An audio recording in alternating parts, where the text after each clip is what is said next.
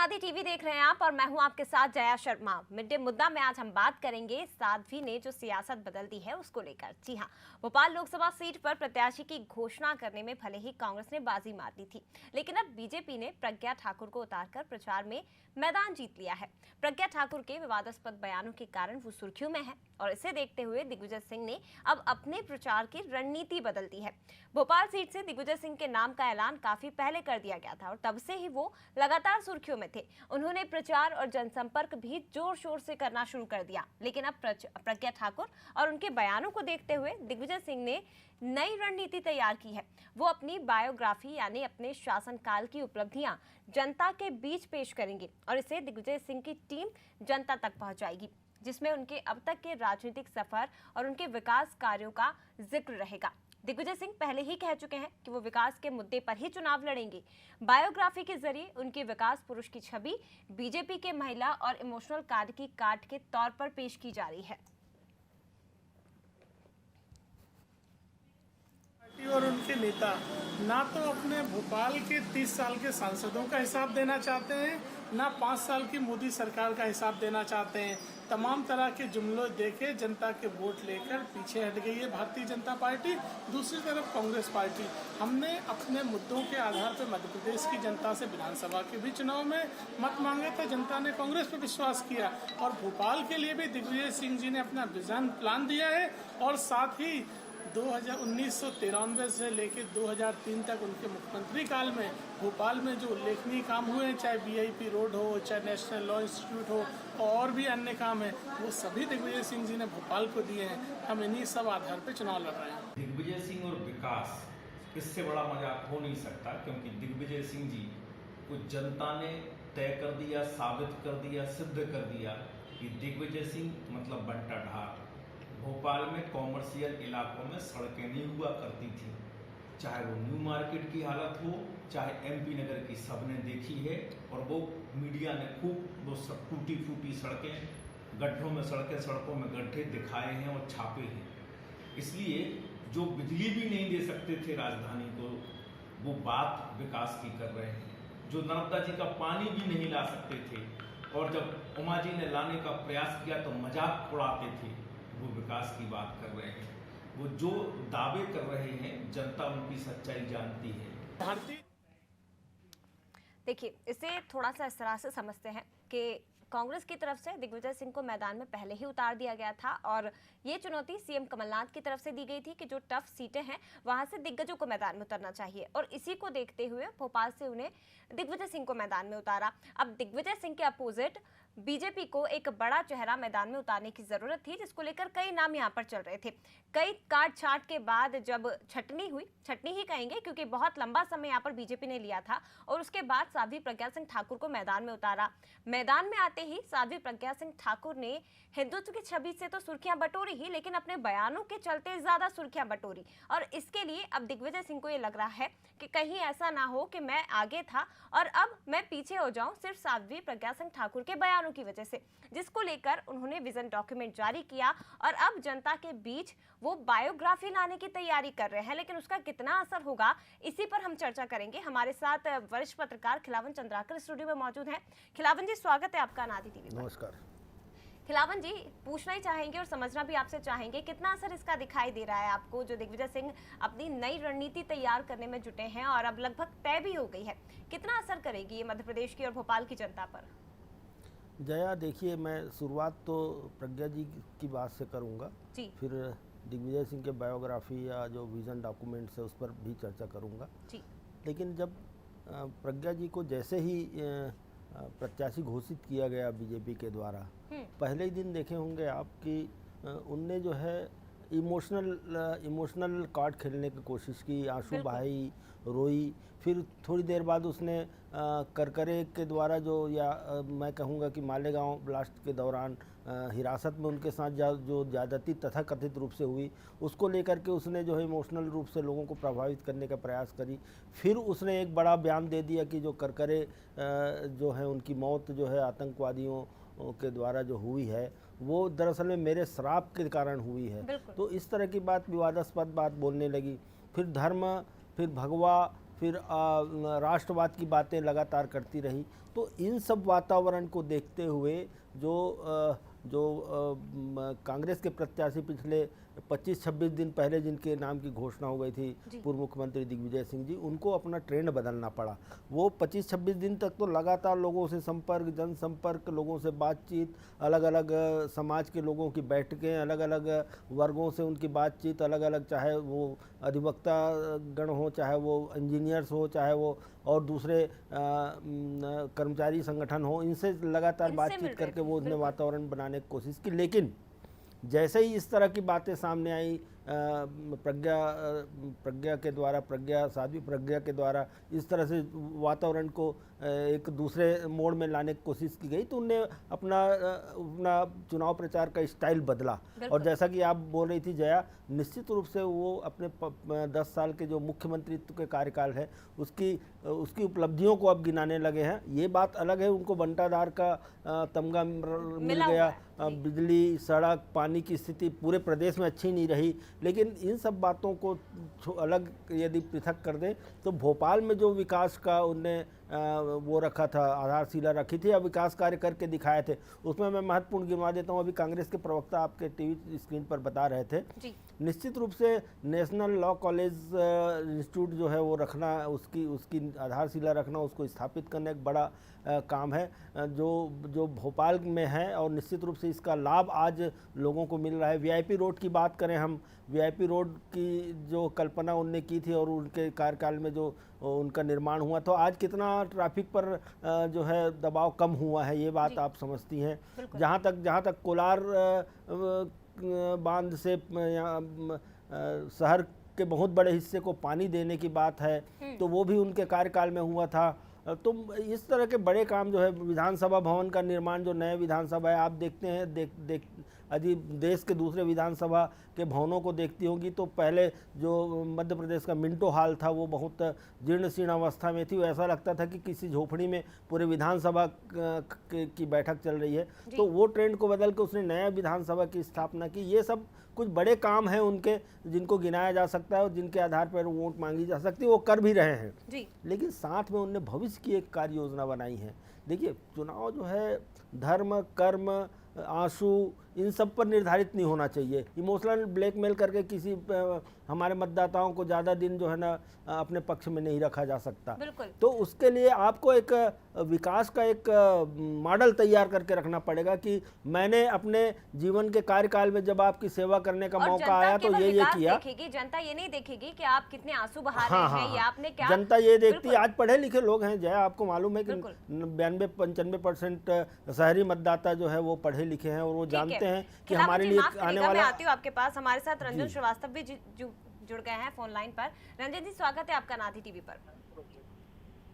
नमस्कार जी। रंजन जी, सवाल मेरा यही है आपसे, दिग्विजय सिंह को बहुत जल्दी प्रत्याशी बना दिया गया था। साध्वी प्रज्ञा सिंह ठाकुर के कई दिनों पहले, लगभग 20-25 दिन पहले वो प्रत्याशी बन गए थे भोपाल से। उसके बाद उन्होंने अपना प्रचार प्रसार भी शुरू कर दिया था, रैलियां की जा रही थी। तमाम जो वर्ग है, कर्मचारी वर्ग हो या जो अलग अलग समाज के लोग हैं, उनसे जाकर मुलाकात दिग्विजय सिंह कर रहे थे। लेकिन जैसे ही बीजेपी ने प्रज्ञा सिंह ठाकुर को मैदान में उतारा, वो अपने बयानों के चलते सुर्खियां बटोरने लगी। तब क्या ऐसा कह सकते हैं कि दिग्विजय सिंह को लगा कि कहीं ऐसा ना हो मैं पिछड़ जाऊं, तो उन्होंने अब अपनी बायोग्राफी लाने का एक प्लान तैयार किया है, अपनी रणनीति तैयार की है, जो दूसरी तरह की रणनीति है। और इस रणनीति के तहत वो जो लोग हैं, उनकी जो टीम है, वो पूरे जनता के बीच जाएगी, भोपाल की जनता के बीच जाएगी और उन्हें 10 साल में जो विकास काम किए हैं उनको बताएगी। लेकिन आपको लगता है कि ये जो काम उनके द्वारा किए गए हैं वो इतना इफेक्ट कर पाएंगे, क्योंकि बंटाधार की छवि पहले ही उनके साथ में है? जी बिल्कुल, आपने जया जी अच्छा सवाल पूछा कि क्या करना चाहते हैं दिग्विजय सिंह।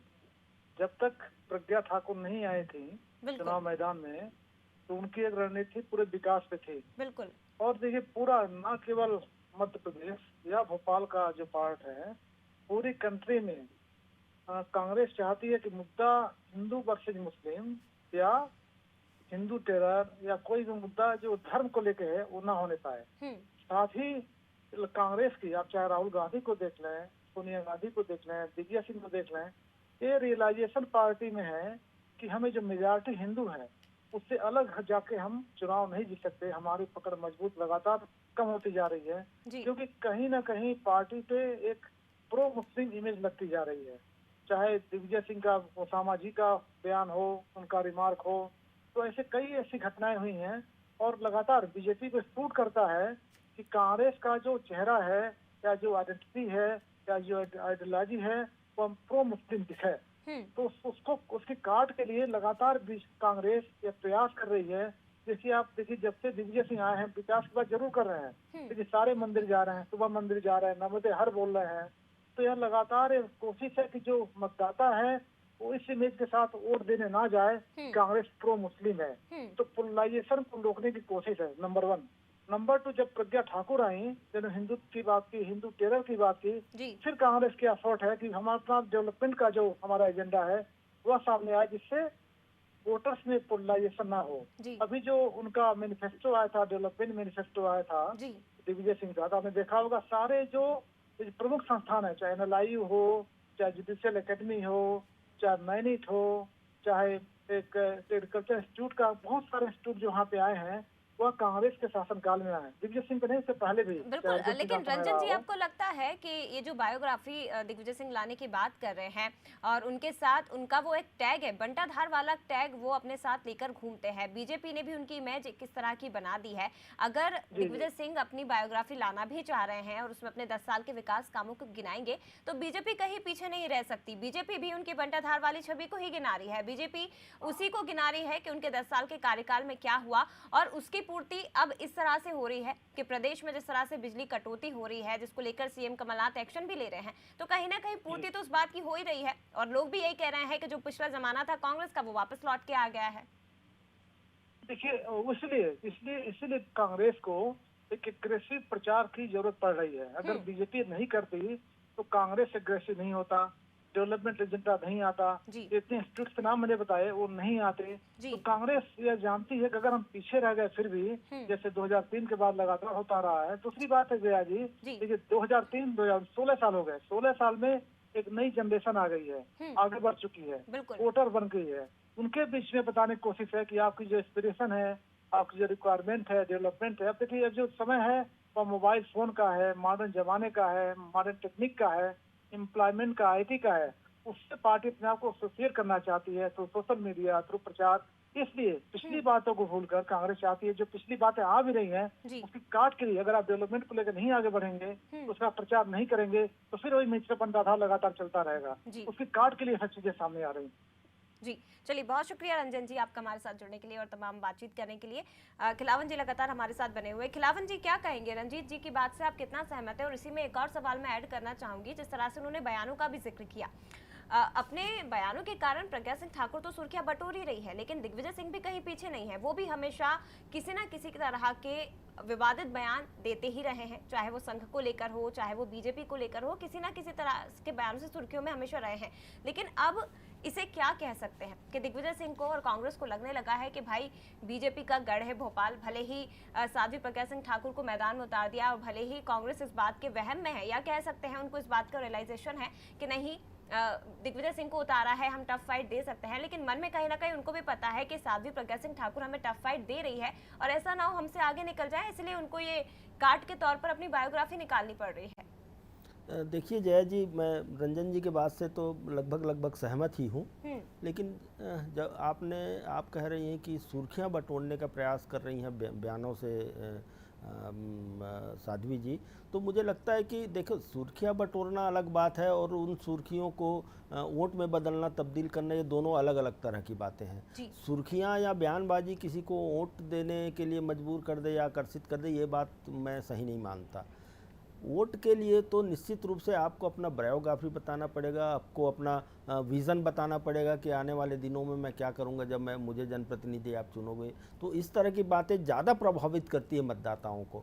जहाँ तक मैं बात कर रहा था कि बात बताना चाहता हूँ कि भोपाल का कुछ ग्रामीण एरिया भी है, जैसे बैरसिया का या हुजूर का, ये बहुत सारे ग्रामीण एरिया हैं जहाँ ग्राम पंचायतें हैं। आपको मालूम होगा जया कि जब पंचायती राज व्यवस्था मध्य प्रदेश में स्थापित करने का श्रेय दिग्विजय सिंह को जाता है, पूर्व मुख्यमंत्री को जाता है, और उस समय जो ग्रामीण परिवेश में जो पंचायती राज की जो व्यवस्था थी, बेहतर व्यवस्था थी, उससे ग्राम पंचायत के सरपंच को या पंच को भी ऐसा लगता था कि हम प्रदेश के सत्ता में अपनी भागीदारी निभा रहे हैं। तो ये बातें पिन पॉइंट करने वाली है कि ग्रामीण क्षेत्रों में चूंकि दिग्विजय सिंह के पंचायती राज व्यवस्था को देखे हुए हैं लोग, इसलिए मुझे लगता है कि वहाँ ना तो धर्म की, ना तो कर्म की, ना राष्ट्रवाद की, ना तो किसी तरह की बात चलेगी, बल्कि वो काम गिनाए जाएंगे जो मुख्यमंत्री के कार्यकाल में 10 साल में जो दिग्विजय सिंह ने किए हैं। हाँ, ये बात अलग है, मैं फिर से बताना चाह रहा हूँ कि अंतिम दिनों के कार्यकाल में उनके सड़क और बिजली और पानी को लेकर के जो दुर्व्यवस्था थी, इसके लिए उसको बंटाधार का नाम लिया गया और उसके हाथ से सत्ता फिसलने का बड़ा कारण भी यही था जी। तो मुझे लगता है कि इन सब गलतियों को, इन सब त्रुटियों को वो समझ चुके हैं दिग्विजय सिंह, और वो इसीलिए अपना विजन डॉक्यूमेंट भी सामने लाए हैं कि मैं ये करूँगा। आपने यदि विजन डॉक्यूमेंट्स पर उसका ध्यान दिए होंगे तो मुझे लगता है कि उनने जो है हर पहलू को छूने का प्रयास किया है, भोपाल के विकास के लिए, भोपाल को समृद्ध बनाने के लिए, भोपाल को नंबर 1 की राजधानी बनाने के लिए। तो ये इस तरह की बातें जनता को प्रभावित करती है। जनता को ये प्रभावित बिल्कुल नहीं करती कि धर्म के कारण जो है किसी को बहुत ज़्यादा हम सपोर्ट कर दे, किसी ज़्यादा वातावरण बनाने में धर्म, राष्ट्रवाद या आंसू या शहीद को का अपमान, ये सब बातें सुर्खियां बटोरने के लिए या थोड़े देर के लिए मतदाता को प्रभावित करने के लिए प्रभावी हो सकते हैं। हाँ, लेकिन जनता भी समझदार है खिलावन जी, क्योंकि डिसीजन उनको लेना है, उनको भी समझ है कि कितना इफेक्ट उनके आंसुओं से, जो जनप्रतिनिधि है उनके आंसुओं का कितना इफेक्ट जनता पर पड़ेगा। हमारे साथ प्रवीण शर्मा जी जुड़ गए हैं। प्रवीण जी, स्वागत है आपका नाथी टीवी पर।